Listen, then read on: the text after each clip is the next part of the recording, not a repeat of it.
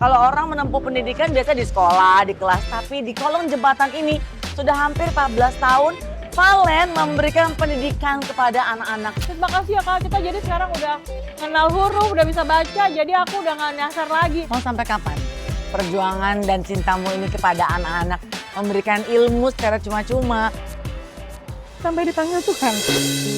Nah, ini kan pelayanan aku bilang gitu, aku bahagia kok melakukan ini semua kayak gitu kan. Terus aku didiemin Kak, jadi aku gak ngomong-ngomongan sama ayahku tuh selama 1 tahun kayak gitu.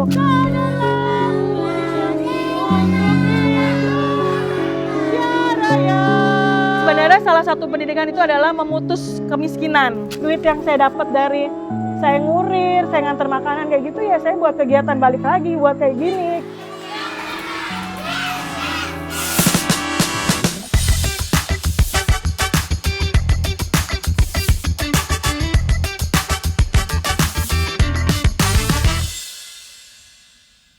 Nunggu apa? Nunggu aku? Apa nunggu temannya Indi? Justru kali ini teman Indi nggak ada di sini. Teman Indi adanya di situ. Kita akan sama-sama untuk lihat satu sosok yang sangat mencuri perhatian dan juga bisa memberi inspirasi buat kita semua. Silakan di teman Indi.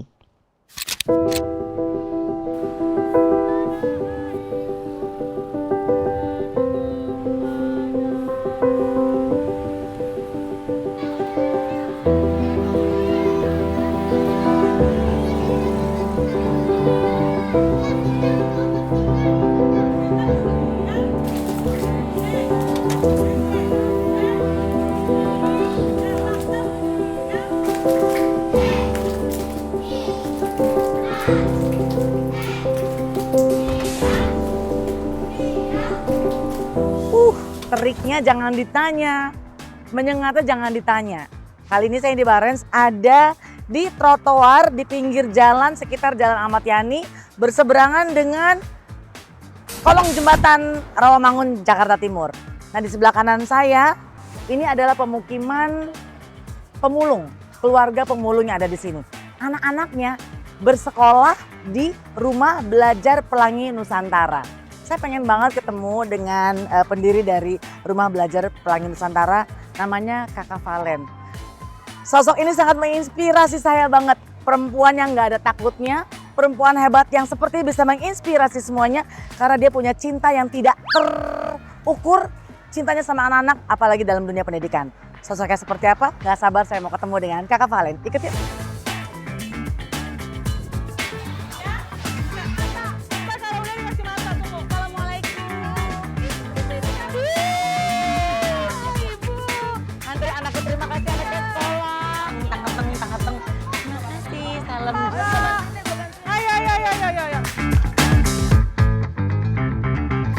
Akan aku peluk erat Valen karena selalu memberikan kehangatan untuk kita semua, terutama untuk anak-anak yang dibantu pendidikannya oleh Valen. Dan kehangatan dari Valen ini sepertinya akan memberikan rasa semangat terus buat anak-anak yang pengen belajar dan akhirnya mendapatkan ruang untuk bisa menempuh atau juga mengetahui pendidikan. Nah, bersama dengan Valentina Palmarini Nugrahaningsih Sastro-Diharjo. Betul? Betul sekali. Panjang ya Kak? Banget. Kita memang akan ngobrol panjang ya. Tempatnya teman-teman bisa lihat sendiri. Tempatnya bukan tempat yang luar biasa, tapi buat saya ini luar biasa banget. Kalau orang menempuh pendidikan biasa di sekolah, di kelas, tapi di kolong jembatan ini sudah hampir 14 tahun Valen memberikan pendidikan kepada anak-anak pemulung ya. Oke, Valen, ini aku hari ini excited sekali untuk bisa ketemu kamu. Ya, Kak. Karena kalau kita bicara soal anak-anak tuh langsung merinding. Merinding bukan karena belum makan ya. Merinding karena kok masih ada di zaman sekarang sosok seperti kamu. Mungkin juga masih banyak volunteer-volunteer lain ya. Tapi buat saya pribadi melihat sosok seorang Valen berjuang keras di kolong jembatan ya. Kasih pendidikan buat anak-anak. Apa background sebetulnya yang membuat Valen pengen banget memperjuangkan sampai sebegini ini gitu loh. Ada apa? Terinspirasi dari siapakah atau melihat apa sampai pengen berjuang sebegini Ya, kerennya? karena dulu saya itu kan seorang sekretaris perusahaan Kak Oh Indi. sama, aku juga suka. Pas sekretaris kita duduknya harus gini.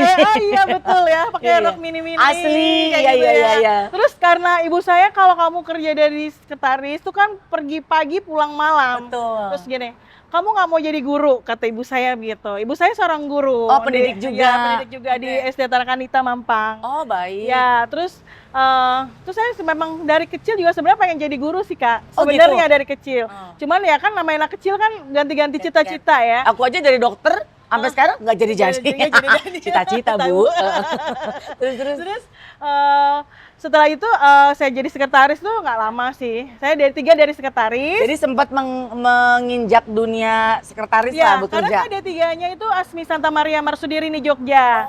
Memang jurusannya sekretari. Kemudian saya kerja 3 tahun. Kemudian saya ngelihat ibu saya tuh kayaknya kok bisa sama keluarga, terus masih bisa lihat matahari sih intinya. Ya pulangnya Kerjanya nggak malam. nggak malam Ya, kayak ya. gitu. Jadi terus saya bilang kalau kamu mau jadi guru ya kamu harus sekolah pendidikan lagi gitu. Lalu saya akhirnya sebenarnya dengan berat ya karena harus kerja juga jadi kuliah. Saya kuliah di Universitas Negeri Jakarta Kak. Jadi itu ngelanjutin lagi. Lanjutan lagi. S1. S1. Ya, saya ngambil pendidikan anak usia dini. Oke. Lalu setelah itu 1 tahun break, kemudian saya ambil lagi S2 di UNJ juga. Itu dapat beasiswa dari Kemendikbud. UNJ ini Ya, pas dapat sama. S2 ini. Ya, jadi Pinter saya- banget sih. Makasih Kak. Ya.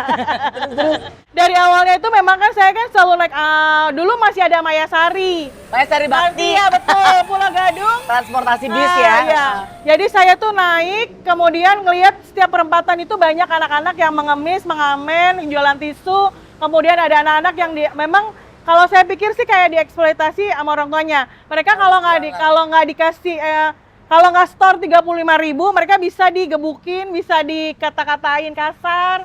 Kemudian mereka nggak dikasih makan seperti itu. Skor 35.000 tuh sehari Satu hari. dalam dia harus jualan tisu entah atau tisu atau ngamen atau apapun. Mereka ini banyak yang anaknya itu beranak pinak bisa 8-10 anak terus nanti mereka disewakan begitu Kak. Ah gila. Terus Tapi bukannya memang hampir rata-rata di Jakarta dulu seperti itu. memperkerjakan orang seperti Terus kan itu kan? kemudian ada undang-undangnya Ya, kan. Nah, bahwa ternyata satu hari itu sekitar 1 miliar uang beredar di pengemis, pengamen dan segala 1 miliar. Ya, satu hari riset itu dari riset Ya, ya, bukan dari saya. riset, ya. Ya. Jadi kalau kita pun kalau mau memberi mereka itu harus memberikan makanan seperti susu, roti seperti itu. Jadi nggak boleh kita kasih uang kayak gitu karena uang itu bukan untuk mereka Kak gitu. Uang itu untuk orang tuanya. Kalau mereka nggak dapat, mereka bisa dicubitin, mereka bisa dibully habis-habisan lah seperti itu. Nah, karena begitu saya setiap hari lewat itu ya, saya bilang ini apa yang bisa saya perbuat untuk mereka seperti itu kan. Lalu Berarti kamu ada riset juga dong yang kamu lakuin ya? Selama 4 bulan kalau nggak salah. Iya, 4 bulan, riset 4 bulan untuk melakukan riset itu. Saya ngomong sama dalam tanda kutip preman mungkin yang di daerah Pemulung gitu ya, bahwa saya ingin mengadakan kegiatan belajar mengajar untuk anak-anak tersebut gitu. Maaf. Jadi kamu temui preman-preman itu? Iya, Serius? serius. Apa keberanian Valen bisa ketemu? Sebenarnya Nggak takut bilang sih. preman itu gimana, cuma kan tetap aja ya namanya juga. Cuma memang dibilang preman karena memang ada kepala yang ada di satu komplek itu karena pemulung semua begitu. Nah, saya udah ngebayanginnya itu adalah bertato gitu ya, ngeri. Ternyata tuh wong Jawa, jadi halus banget terus udah gitu dia baik banget. Mbak Valen mau pakai apa? Saya bisa bantu apa? Dia bilang kayak begitu. Jadi jelas kamu kayak kulon-won dulu iya, lah gitu, gitu. sama preman ketua preman Ya, ini lah ya. terus saya dikasih satu tempat pos pengamanan pada saat itu, ukuran sekitar 5x5, memang nggak gede, gitu ya. Lalu saya bilang, aduh saya masih harus perbaiki nih tempat pos pengamanan. Lalu saya cari, bikin iklan waktu itu di media sosial Facebook gitu ya. Saya bukan butuh uang, saya nggak bisa minta uang. Saya butuh cat, butuh paku, butuh triplek, lalu dikirim tuh, entah dari orang baik lah gitu. Iya. Dikirim terus saya yang maku, saya yang ngecat, jadi Kamu kayak ngerjain sendiri? ini ngerjain sendiri semuanya. Kami berempat waktu itu awalnya. Nah habis itu kita Itu tahun berapa Valen? 2010. 2010. Kita Jadi 10 Mei 2010. Ada beberapa orang yang memberikan sumbangan meja, kursi, kemudian dia belajar di situ. Saya selalu bawa puppets Kak, boneka tangan untuk storytelling. Oh my God. Jadi saya cerita tentang kebaikan-kebaikan, pokoknya cerita tentang cerita-cerita Indonesia kayak gitu. Nanti saya selalu bawa susu dan biskuit atau wafer, nanti mereka kumpul gitu ya. Pertama 5, 10, sampai 200 akhirnya. What? Di awal tahun 2010 Iya, itu akhirnya berkembang anak-anak yang mau ikutan. Sampai 200, hampir 200 lah gitu. Mereka itu Kak Indi, jadi mereka itu percaya nggak kalau mereka itu nggak pernah mandi? Mereka itu nggak pernah mandi, nggak pernah keramas. Jadi kalau aku misalnya mau sekolah itu, baris dulu, baris gitu kan. Terus aku cekin dulu rambutnya. Aku ciumin dulu gitu ya. Ada kutunya, ada kecoa. Bener Kak, ini aku nggak bohong gitu. Jadi dari sisi kebersihan pun mereka udah nggak mikirin ya. Nah itu dia. Apalagi pendidikan. Sampai kakinya itu kebelah-belah, kena beling. Saya bilang kalau mau belajar sama Kak Valen, besok-besok harus mandi ya gitu. Jadi mereka kalau mandi itu ya seminggu sekali. Mungkin pada saat mau ke aku gitu. Karena tahu nih, aku mau sekolah, jadi harus bersih dulu. Iya. Karena kan itu juga pendidikan yang utama buat diri Betul, sendiri. merawat aku dan diriku kan, merawat diri sendiri. Iya. Jadi untuk membentuk seperti itu dibutuhkan waktu 1 tahun. Nggak cuma 1 minggu, 2 minggu, tapi 1 tahun. Pembiasaan mereka untuk merawat diri, 1 keramas ya. Keramas, mandi, sikat gigi. Itu 1 tahun. Bisa terbentuk begitu apakah karena mereka memang terbiasa atau nggak ada uang untuk beli sabun dan Mereka memang nggak terbiasa seperti itu. nggak dikasih pengetahuan Iya, itu bahwa betul. untuk diri sendiri itu harus bersih. Betul. Itu aja paling butuh 1 tahun untuk Iya. supaya mereka mengerti. Betul, 1 tahun aku untuk Wow. seperti itu. Nah itu kan baru 1 tahun di awal perjuangan seorang Valen ya untuk memberikan pendidikan sama anak-anak pemulung. Nah kalau dari orang tuanya sendiri sebetulnya mereka itu diizinkan nggak untuk boleh ketemu Valen? Karena kan kalau nggak jualan, kalau nggak beredar di jalanan minta-minta, Ya. lo nggak dapet duit istilahnya gitu. Ya, memang saya juga kasihkan edukasi sih Kak ke orang tua juga, kasihkan parenting bahwa sebenarnya salah satu pendidikan itu adalah memutus kemiskinan. Iya. Gitu. Jadi kalaupun misalnya si anak kan mereka nggak bisa kenal huruf, Belum bisa baca. belum bisa baca, umur 20 tahun juga mereka nggak bisa baca Oh my gitu. Jadi mereka memang benar-benar nggak bisa apa-apa gitu ya. Oke. Nah seperti itu Kak. Jadi aku kasihkan edukasi terus menerus sampai orang tua itu paham bahwa pentingnya pendidikan. Maaf, Gitu. edukasi itu diberikan sama orang tua juga. Orang tua iya, Jadi- parenting. Mereka pun jadi gini, aku samping pengen tahu lebih banyak. Jadi satu pendidikan buat anak dan orang tuanya Iya. juga. Jadi itu kelasnya Harus- beda-beda. Beda. Parenting itu setiap sebulan sekali. Dan ada yang datang. Banyak, Ternyata banyak. banyak. Berarti di sini terbukti ya bahwa sebetulnya mereka tuh haus sekali sama ilmu. Nah, iya. Iya kan, begitu. gitu. Mungkin nggak ada yang terlalu peduli, Kak. Iya, saya sampai kaget karena usia 20 tahun belum bisa baca. Iya, Mereka nggak tahu huruf, mereka cuma tahu angka di duit. Iya kan gitu. Minim sekali pendidikan yang mereka peroleh, tapi yang mesti dipikirin adalah ternyata si orang tua anak-anak ini juga perlu dapat edukasi. Betul. Parenting bahwa sebetulnya ini anak-anak ini perlu banget untuk sekolah, untuk belajar. Ada nggak orang tua yang ngeyel dan kayaknya ngerasa apa yang kamu lakukan tuh nggak penting? Ada. Apa yang mereka lakuin sama kamu? Ada nggak reaksi-reaksi? Ada. Kakak ngapain sih ganggu-ganggu kita? Itu ada. Saya diusir. Jadi saya udah bawa peralatan, terus saya diusir. Kakak ngapain sih kesini? Mereka kan jadi nggak bisa kerja. Mereka kan jadi waktunya tuh terbuang untuk kakak kumpul-kumpul kayak begitu. Ya kita itu ada 2 tempat Kak. Jadi saya udah nggak boleh diusir, jadi ditutup. Kita nggak boleh masuk lagi. Itu di daerah mana? Sini, di sini juga. Masih di daerah sini? Masih di daerah sini, cuma beda kesekat aja. Wow. Ini ya bicara perjuangan kan pasti diawali oleh awal titik startnya seorang Valen untuk bisa membuat sebuah gerakan atau juga ya memberi sinar baru buat anak-anak pemulung ini bahwa mereka berhak untuk dapetin pendidikan. Ya. Nggak cuma sekedar buat anak-anaknya aja, tapi ternyata orang tuanya juga dapat PR. Tadi baru cerita sedikit seputar orang tua juga punya protes karena anak-anaknya nggak bisa jalan jualan, nggak bisa jalan ngamen, apalagi perjuangan yang akan dilakukan dan sudah diterima oleh seorang Valen dari reaksi orang-orang sekitar. Jakarta tuh punya gue, semua juga yang di sini preman-preman takut sama gue, hormat sama gue. Gila, gue tuh siapa sih? Gue salut banget beneran. Kalau sampai seorang Valen bilang bahwa Jakarta punya gue, sampai preman-preman aja hormat sama gue, itu bisa aku pahami dan aku rasakan karena perjuangan seorang Valen selama 14 tahun memperjuangkan pendidikan itu nggak akan pernah selesai. Di sebelah kanan kami nih ya, nah itu tempat mereka tinggal atau gimana Ya, tuh? begitu, di antara puing-puing apa kayu-kayu, Iya, kemudian barang-barang bekas gitu. Sampah mungkin ada aja Ada, barangkali iya. ya. Terus gimana ceritanya kalau sampai ada orang tua yang akhirnya bisa ikutan kelasnya Valen? Nah itu ada Yang marah-marah itu ikutan nggak? enggak. Beda.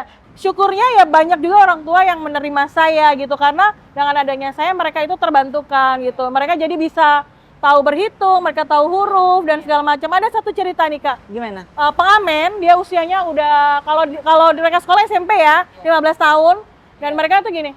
Dia peluk aku sampai dia nangis. Dia peluk bener-bener peluk karena dia bilang ini Kak, sekarang aku tuh kalau ngamen itu aku udah gak nyasar lagi karena dulu tuh dia suka nyasar ke Tanjung Priuk mungkin kemana-mana karena dia nggak tahu baca. Terus makasih ya Kak, kita jadi sekarang udah kenal huruf, udah bisa baca, jadi aku udah gak nyasar lagi.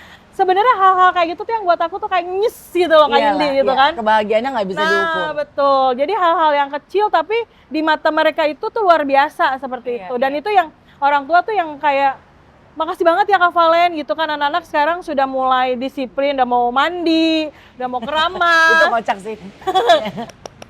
Sangat salut. Nah, kalau 14 tahun, apakah semuanya langsung di titik ini, Valen? Iya, enggak. Sebelumnya bukan di sini Kak Indi, sebelumnya di sebelah sana. Yang deket Dekat sebelahnya kampus UNJ. Oh. Nah, karena habis itu kan karena tanah bukan tanah mereka, jadi mereka digusur, dibakar gitu. Dulu kan awalnya aku sendiri nih Kak Indi. Terus aku ada media sosial, aku cari temen nih. Ada komunitasnya. Namanya komunitas dulu awalnya kita bikin Care for Education. Care for Education. Ya, betul. Dan itu kamu blast di sosial media pertama kali di Facebook. Iya, di Karena Facebook. waktu awalnya mungkin pada Facebook kan saat 2010 waktu itu ya. Iya betul. Pas dong. Iya pas banget itu. Media itu yang saya gunakan untuk siapa orang baik yang mau mendonaturkan apa tadi chat, kemudian paku, kemudian triplek. Terus yang masang siapa? Ya saya Kak, kita berempat. Dan akhirnya nggak nyampe 1 tahun itu di bulldozer dan dibakar jadi abu. Sedih nggak sih? Aku nggak tahu. Ya, aku nggak dikasih tahu dan itu adanya di TV. Waktu itu malah aku dikasih tahu dari orang lain. Kak Valen, tempat belajar Kak Valen udah nggak ada loh sekarang gitu. Ah yang bener, langsung aku dari ngajar di daerah Bintaro, langsung aku ke sini dan itu nggak ada bekas sama sekali. Jadi Rata semua tanah. yang baru ku bikin itu udah nggak ada. Oh my god. Terus anak-anak itu bagaimana Terus melihat? anak-anak itu ya mereka udah nggak ada juga, udah yang bekas-bekas bakaran itu ya mereka Mereka diusir. udah dari diusir, situ. udah nggak ada anak-anak gitu. Jadi udah Tanpa nyebar ada kemana-mana. pemberitahuan ya. Nggak ada sama sekali. Iya. Dan akhirnya menemukan lokasi kedua yaitu di Saya dipinjemin rumah kontrakan di seberang karena teman saya yang lagi kuliah di UNJ S2 S3 itu, Kak Valen pakai aja di sini kan, Kak Valen cuma weekend doang, dia bilang gitu. Saya pakai di situ dengan jumlah anak yang 150-an. sudah 150. Itu untuk kontrakan ukuran tahu lah ya yang 3 skat itu. Iya. Kalau sekali belajar riuh gitu kan. Iya. Terus kami Dari berbagai usia pula. nah, ya? dari 3 tahun sampai usia 20 tahun lah mungkin pada saat itu. Dan itu kami diusir juga karena berisik. Terus aku sempat juga belajar di halte. Halte itu ada halte yang buat penyeberangan itu kan, halte yang busway itu kan.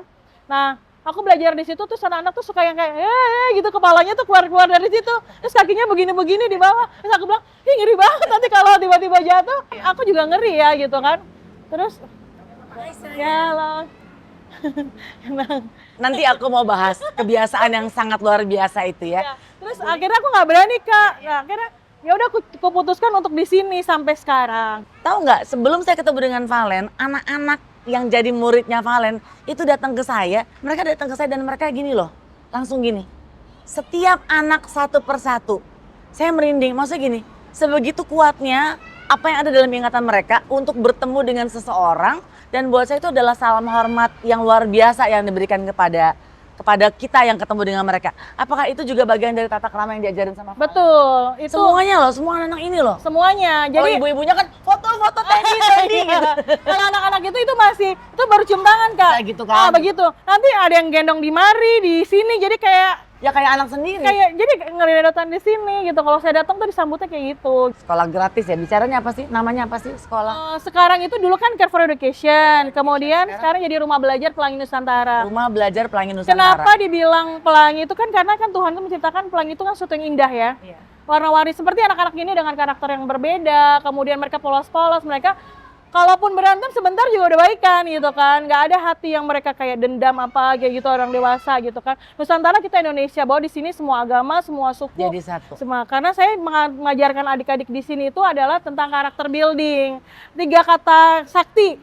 Maaf, terima kasih, tolong. Itu terus. 3 kata sakti yang diajarkan sama Valen yang mungkin sampai sekarang orang tahu dan paham, tapi apakah ingat, apakah terlupakan? Maaf, terima kasih, maaf, tolong, terima kasih. Ah, gila, Itu keren. 3 itu aja nggak. Itu juga butuh bertahun-tahun juga untuk seperti itu. Jadi mereka sekarang terbiasa seperti itu. Terus dan juga saya mengajarkan tentang kebinekaan, keberagaman. Jadi kalau misalnya ada perayaan toleransi internasional gitu, saya ajak-ajak anak-anak ini untuk kita pergi ke pura, ke Sikh Temple, ke katedral, Istiqlal, Immanuel, Wihara, Kelenteng, semua. Jadi pergi nggak cuma pergi doang nggak. Jadi saya berkirim surat, kemudian saya minta tokoh agamanya, dari Istiqlal juga, dari katedral juga Romo, semua pura. Nah mereka mendengarkan, mereka dapat apa dari info, terus saya habis itu refleksi. Apa yang sudah kamu dapat ketika pergi, ngapain aja gitu. Mereka ngomong gitu. Jadi saya mengajarkan anak-anak ini untuk kita kayak diskusi, mereka menyampaikan pendapatnya tanpa ada rasa takut salah gitu. Jadi mereka harus berani kayak gitu.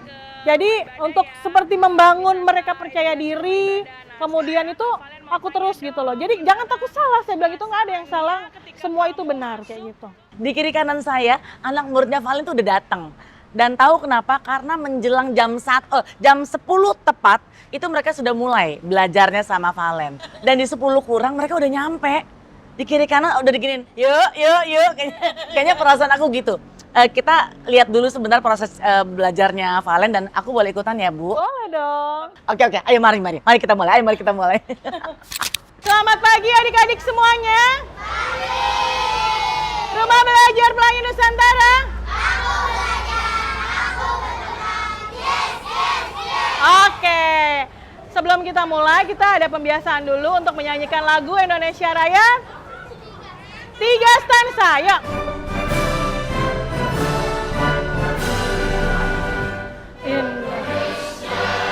Tanah airku, tanah tumpah darahku.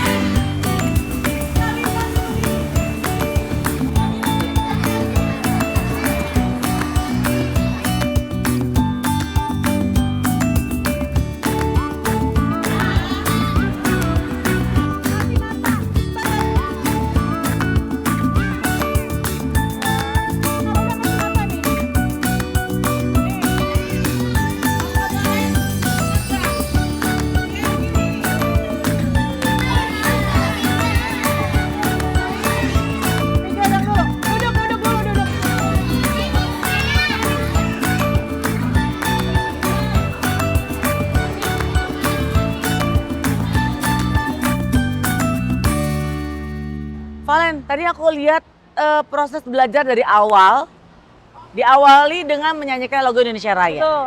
Dan tadi aku perhatikan gitu ya, Valen tuh bisa menyebut semua anak tanpa pakai name tag. Dia hafal banget. Apakah karena ini sudah menjadi murid tetap atau gimana? Ya betul Kak, jadi memang sudah jadi murid tetap karena mereka sebelumnya ngisi formulir.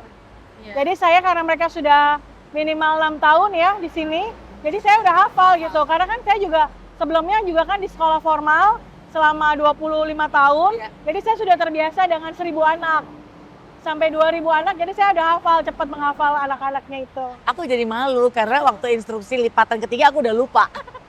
Valen bisa hafal semua. Jadi semua tergantung apa? Tergantung mau melatih otak ya Valen ya. Apakah selalu dimulai dengan menyanyikan lagu Indonesia Raya? Kenapa saya itu menjadikan suatu pembiasaan namanya Kak Indi? Karena gini, kita kan tinggal di Indonesia.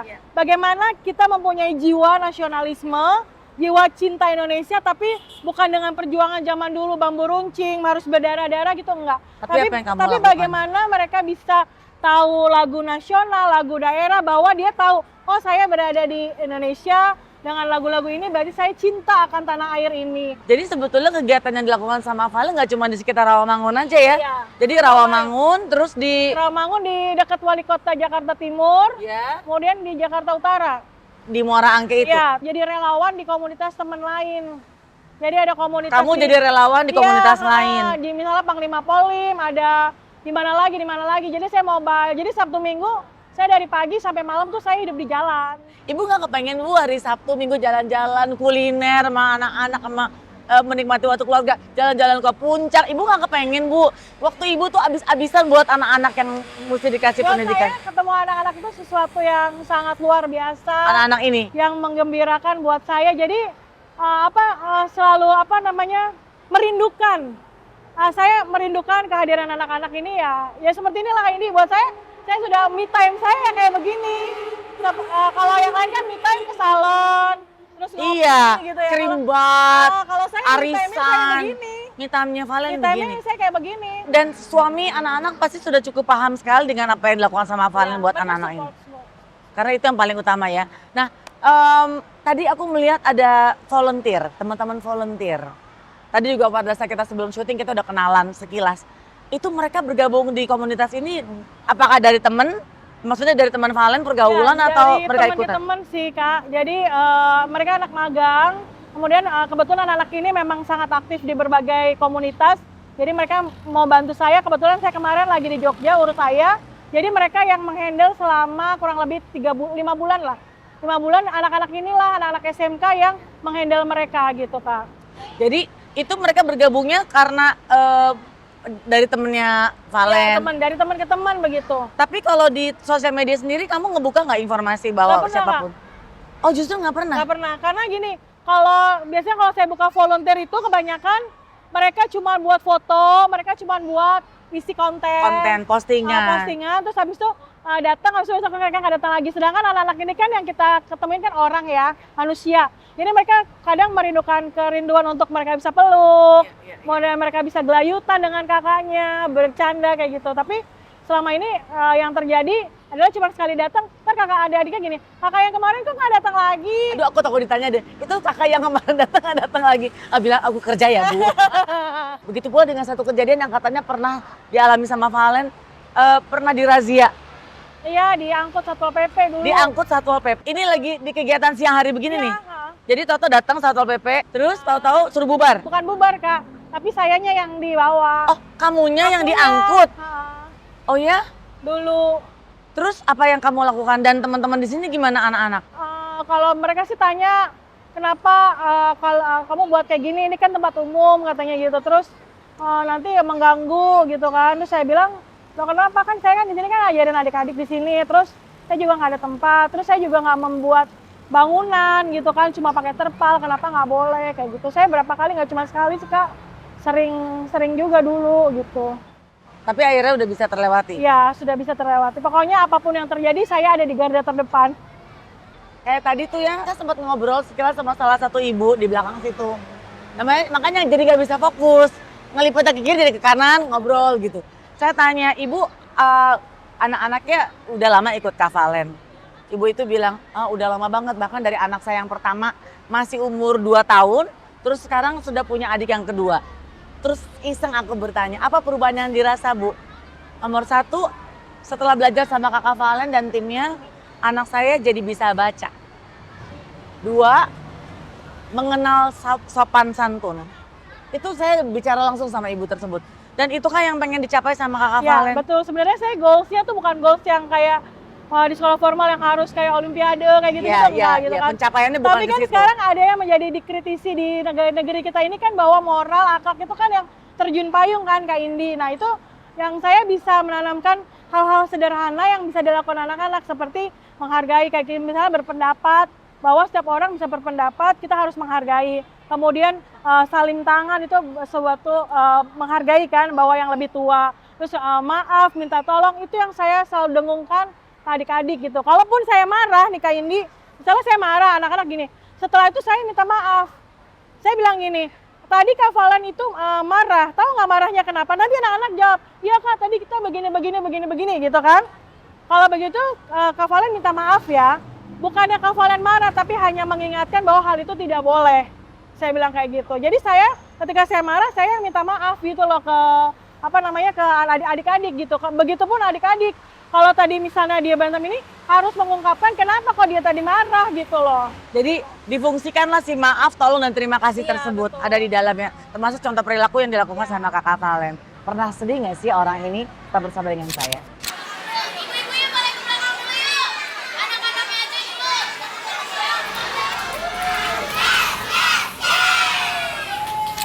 Hai Syifa. Halo, Karena Syifa umurnya berapa? aku umurnya itu 17 tahun. Syifa di usia 17 tahun kok kepikiran sih pengen ikutan menjadi volunteer. Bukannya anak-anak di seumuran kamu 17 tahun tuh SMA berarti ya? Umur-umur SMA nih hari Minggu, begaul, nonton. Hari Minggu pula dance TikTok, kuliner, makan topoki Korea atau apa. Kok kamu kepikiran pengen ikutan menjadi volunteer?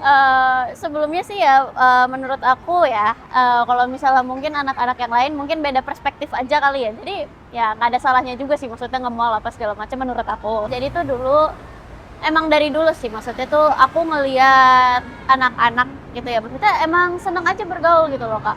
Senang aja maksudnya main sama anak-anak. Terus menurut aku tuh mereka itu juga pantas gitu loh, dapat kayak hiburan, dapat edukasi dari yang biasanya anak-anak pada umumnya gitu, yang nggak mengurangi hak mereka gitu loh, hak mereka buat bermain, buat belajar, buat have fun, itu nggak mengurangi. Gitu. Jadi ada rasa cinta terlebih dahulu dari sisi Syifa, cinta sama anak-anak. Ngeliat anak-anak yang kayaknya pengen belajar segala macam. Kamu udah punya rasa cinta itu sama anak-anak. Nah, lalu yang kedua, kenapa kepikiran pengen jadi volunteer? Satu sisi itu buat pribadi itu nyembuhin inner child aku aja juga sih. Oh, kamu merasa itu menjadi penyembuh inner child-nya kamu. Memang kenapa? Ada apa dengan inner child kamu? Masih terkadang masih bergaul aja sih sama anak-anak, masih pengen main gitu. Masih pengen main. Dan bersama dengan mereka kamu akhirnya bisa jadi main bareng-bareng. Terus akhirnya kepikiran, mau jadi volunteer aja deh. Tapi kan jadi volunteer bukannya harus ada kayak komitmen gitu, Syifa. Kamu bisa melakukan komitmen itu? Sudah berapa lama bergabung jadi volunteer? Mulai rutin ini baru dari sekitar bulan Juli kemarin sama Agustus ini. Itu udah mulai Mulai rutin tetap setiap hari Minggu. setiap hari Minggu kamu datang ke sini menghabiskan waktu bersama dengan mereka. Lalu akhirnya ketemu Valen? Jadi dikenalin sama yang di saat itu PJS Ketua Umum Komnas Anak, dikenalin Kak Syifa kalau misalnya mau volunteer apa di kolong jembatan Rawamangun aja gitu. Nah yaudah akhirnya ketemu lah kan sama Kak Valen, jadinya nyaman aja gitu, nyambung apa segala macem. Tapi selain dari sini masih ada juga aku ngerjain hal-hal. Jadi Syifa tidak hanya sekedar bergabung sebagai volunteer di Rumah Belajar Pelangi Nusantara, tapi juga mampu untuk bisa membagi waktunya, berbagi hati dengan komunitas yang lain. Apa yang bisa kamu ceritakan kesan kamu bergabung menjadi volunteer di sini? Kalau misalnya bergabung dari volunteer sini, kesan ya maksudnya. Yang aku dapat itu gimana ya? Kayak lebih banyak bersyukur sih jadinya ya, lebih banyak bersyukur. Ada refleksi itu jadinya ya? Lebih banyak bersyukur, lebih jadi mikir kayak, oh edukasi itu ternyata lebih penting daripada yang aku kira gitu. Edukasi itu lebih penting daripada yang aku kira. Maksudnya ya bermain sama adik-adik jadi bikin kepikiran itu aja terus gitu. Lebih bersyukur, lebih mikir penting tentang edukasi gitu. Bagaimana support dari orang tua? Kamu awalnya gimana menyampaikan ini sama orang tua? Aku justru kalau misalnya dari umi aku ya, mama aku tuh itu udah support banget, maksudnya kamu kalau misalnya mau ngelakuin itu ayo gitu. Maksudnya umi support, umi dukung banget. Dan aku juga kalau misalnya cerita apa-apa tuh juga ke umi kan, jadi kayak ya udah gitu. Dan kamu punya hubungan dekat sama Umi ya, untungnya dekat hubungannya. Ada suka dan duka apa menjadi volunteer? Sukanya banyak banget, tapi dukanya itu terkadang gimana ya? Ada mungkin merasa sedih karena aku pengen ngebantu lebih, tapi di saat itu mungkin lagi kurang mampu untuk membantunya. Itu duka. Sedih, Ada ganjelan di hati agak ya. ganjelan. Kalau kamu ikutan rumah belajarnya kayak di hari ini, Syifa, Kakak Valen yang ngajar gitu ya. Kamu suka kasih ide-ide juga ke Kakak Valen, ngasih tahu apa dan apa segala macam. Oh jadi gini, ini baru kemarin pertama kali aku beraktivitas sama Kak Valen. Oh, Karena kan beliau itu kan dari kemarin itu di Jogja ya, ya. sempat ada urusan. Jadi baru kemarin aku beraktivitas sama Kak Valen, sebelum-sebelumnya itu full aku yang Oh, jadi meskipun Valen nggak ada, kamu tetap menjalankan Tetap. ini. Wah, luar biasa sekali. Di usia masih sangat muda, 17 tahun. Kayaknya mungkin hura-huranya tuh beda. Hura-huranya Syifa bukan di mall, nggak bilang bahwa nggak boleh ke mall, tapi hura-huranya Syifa itu lebih senang untuk bisa punya waktu bersama dengan anak-anak di sini. Dan itu terlihat bahwa ada ketulusan hati ya yang dilakukan sama Syifa ya. Ini kan kamu baru mulai kan ceritanya di tahun ini kurang lebih lah ya. Nah, itu kamu punya target ke depan apa? aku pengen memperbesar program aku. Aku pengen bikin satu gedung sendiri buat anak-anak yang gak sekolah, udah sekolahin aja situ deh, belajar sama kita bareng-bareng. Pintu sekolahmu terbuka untuk siapapun yang mau belajar. Semoga semua bisa terlaksana dengan sangat baik ya Syifa. Amin yang kencang, amin yang kencang. Karena segala harapan siapa tahu bisa jadi kenyataan ya. Nah, kalau kamu melihat keberadaan Kakak Valen ya, yang selama ini ada di Rumah Belajar Pelangi Nusantara. Sosok Valen itu seperti apa sih? Keren banget. Keren ya. Kamu memandang dia tuh seperti apa sih? Sosok perempuan yang seperti apa? Kalau misalnya ngeliat dia kayak ngeliat umi aku juga. Oh ya, Karena tangguh. iya, semangatnya itu loh, Kak. Bener-bener inian banget gitu, kayak nggak kelihatan capek sama sekali gitu. Gak kelihatan capek, gak kelihatan takut pada apapun, ya. Ketulusannya terlihat sekali. Apa yang ingin kamu contoh dari apa yang dilakukan? Semuanya. Semuanya. Kak Valen, makasih, I love you banget. Keren, Kak Valen itu pokoknya keren banget. Ada kayak salah satu jadi idola di kehidupan aku itu. Dan menjadi Jadi role penyemangat. model. Jadi role model. Terima kasih Syifa. Apa nih maksudnya? Senang aja, ini berarti artinya sayang. Oh, oke. Waktu punya rumah belajar pertama kali, kakimu menginjakan di sebuah tanah di daerah yang sekarang udah Ya, nggak ada. Gimana menarik murid, anak-anak untuk ikutan di sekolah kamu gitu? Menarik muridnya itu saya selalu bawa puppets Kak, boneka tangan yang 1 meter itu. Saya bercerita pakai puppets itu tangan 2 begitu gitu kan. Cerita tentang fabel binatang atau cerita tentang dongeng-dongeng Indonesia seperti itu Kak. Jadi pertama sih cuma 5, 10 terus Datang ke kamu ya, gitu. nanti sini ada kakak gitu, ntar ajak ada kakak kumpul begitu. Kakak besok datang lagi kayak gitu. Jadi awalnya cuma sedikit, lama-lama hampir 200 seperti itu Kak. Dan sekarang hampir 400. Ya, karena di 3 tempat yang berbeda begitu. Wah, Valen, dari tadi aku ngobrol sama kamu ya menjadi yang luar biasa di hari ini. Semua penuh dengan senyum, semua penuh dengan hal yang membuat mata kamu tuh selalu kayak excited dan selalu cheerful buat cerita soal anak-anak ini. Pernah sedih nggak sih dalam perjalanan hidupmu? Kalau di keluarga saya saya pernah jadi sedih. Nggak apa-apa, nggak apa. Saya pernah didiemin sama orang tua selama 1 tahun lebih. Karena orang tua gini, teman-teman yang lain tuh udah punya rumah, udah punya mobil, udah punya semuanya. Terus kamu ngurusin orang kayak gitu, kamu nggak punya tabungan, dia bilang kayak gitu kan. Terus aku bilang, ini kan pelayanan aku bilang gitu, aku bahagia kok melakukan ini semua kayak gitu kan. Terus aku didiemin Kak, jadi aku nggak ngomong-ngomongan sama ayahku tuh selama 1 tahun kayak gitu. Terus ya aku bener-bener nggak ngomongan tuh selama 1 tahun dengan makasih Kak, dengan keluargaku gitu. Tapi Karena mereka pengennya kamu udah punya ya seperti lebih stabil lah idealis gitu ya. seperti di usiaku waktu itu 20-an ya, yang kerja bagus, karir bagus dan semuanya. Karena aku dari kuliah dari kuliah sampai S2 itu aku semua sendiri Kak, biaya, walaupun aku anak tunggal. Tapi aku semua itu aku dengan uang sendiri, aku nggak sampai nikah pun aku nggak pernah minta duit sepeser pun sama orang tua aku gitu. Aku bilang duit kalian buat nanti masa tua, buat senang-senang aja.